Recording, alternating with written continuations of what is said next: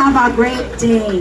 Thank you very much. Thank you so much, Congressman Crystal Bagatsing, Officer in Charge of the Department of Tourism, Culture and Arts of Manila. And now for our keynote speech, let's put our hands together for the Honorable Francisco Isko Moreno de Magoso, the Mayor of City of Manila. Thank you. Maraming salamat sa ating mga konsehal na nandito, department head, at lahat ng Filipino-Chinese organization. And of course to our consultant and head of the Filipino-Chinese of the City of Manila office. Siya ang aming tagapag-usap, tagapag-hingi,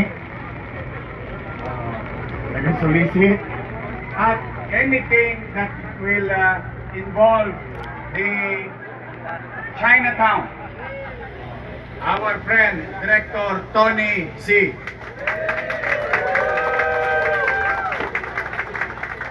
At nakita ninyo, nandito ang iba't ibang organisasyon ng Filipino-Chinese. Now, today, it's not about my birthday. Nataon lang. Nataon. But the purpose of your city government having October 24 as Hopia Day in the City of Manila is to look back, lingunin ang aming kasaysayan sa lungsod ng Maynila. Hindi pwedeng kunin at agawin ang kasaysayang ito na ang Hopia ay nagsimula sa Binondo, Maynila.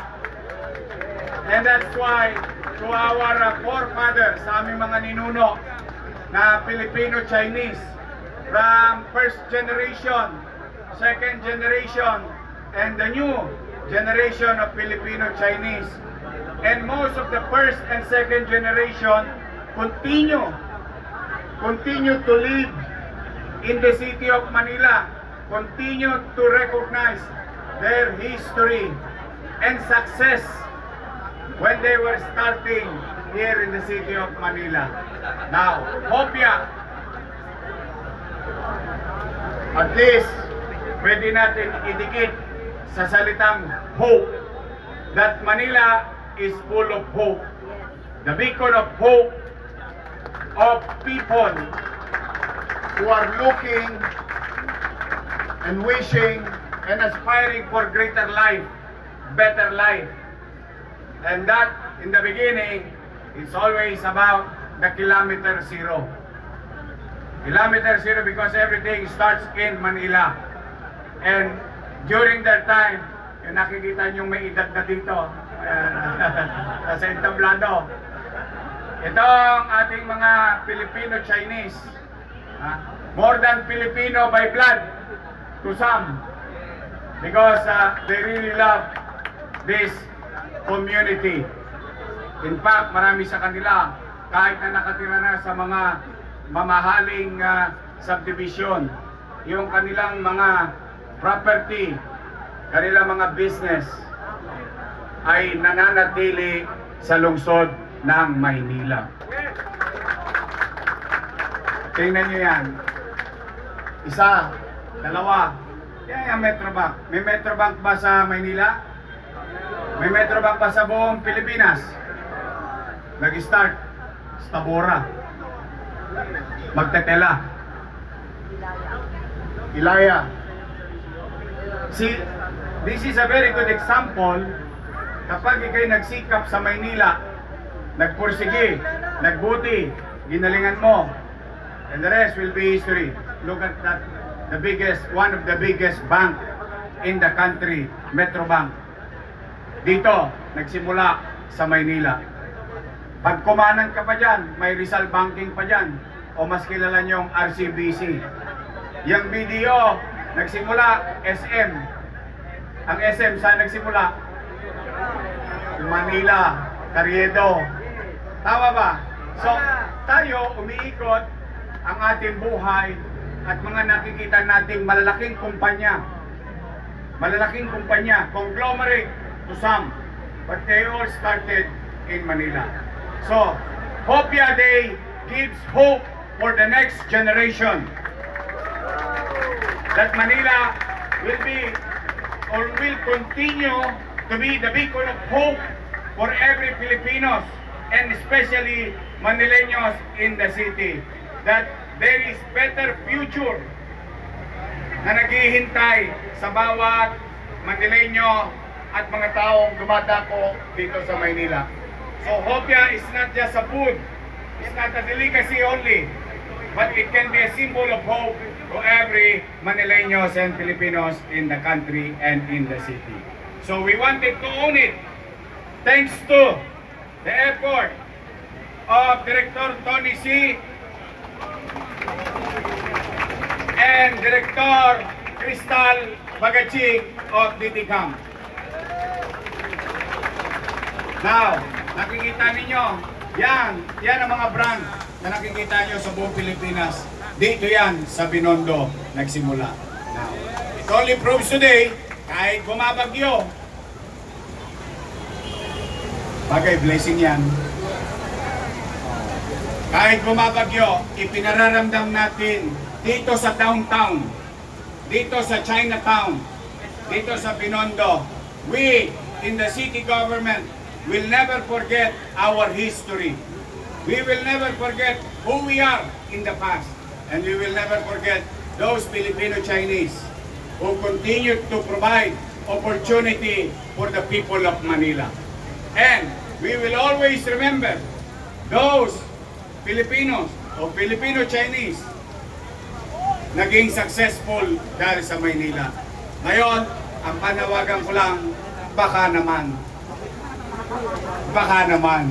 But I'm very happy that the Federation, the FFCCII, donated 30 NMAX for the peace and order situation of the city. At may tatlo pang Hilux. At si Tony, may nadisgrasya na naman nung isang araw sa ating mga kapulisyahan. Mukhang may madadagdag na NMAX sa lungsod ng Maynila para sa ating mga pulis. So again, let us raise or isang tabi yung prejudice to one another. Let's live in harmony.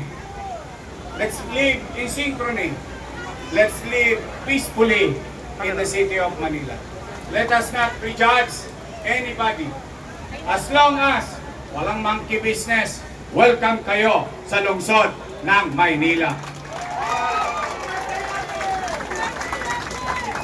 To our forefathers, sa mga ninuno naming Filipino-Chinese, and one of those, and I would like to remind each and every one of you,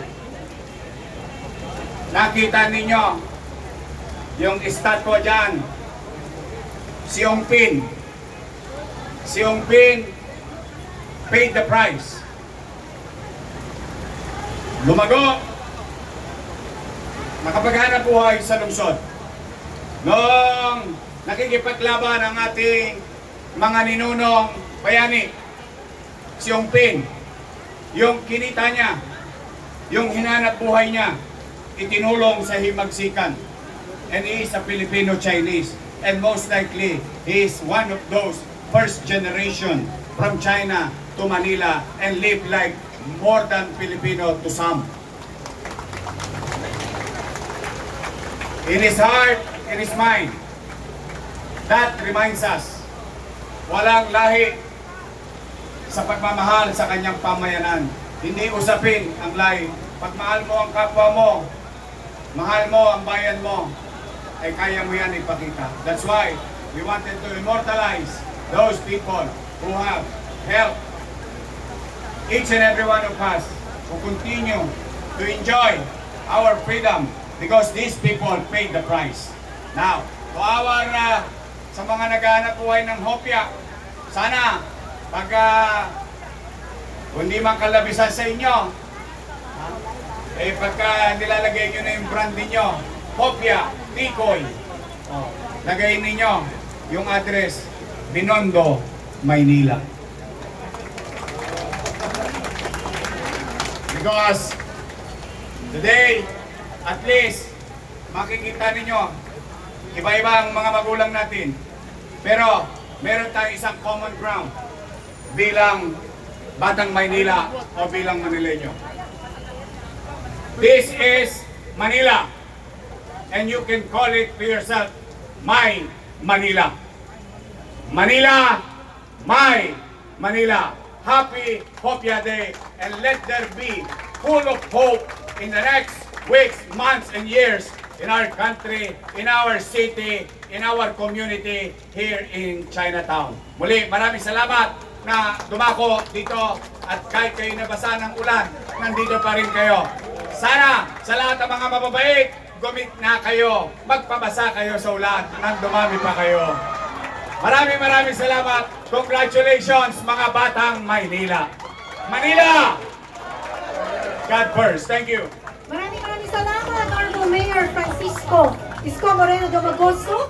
And Yorme, may we ask you to proceed for our ceremonial hopia cutting together with Vice Mayor Chi Atienza, Congressman Crystal Bagatsing, with also Mr. Victor Lim, President of Federation of Filipino-Chinese Chambers of Commerce and Industry Incorporated, and Sir Jerry of NBTIN for our ceremonial hopia cutting.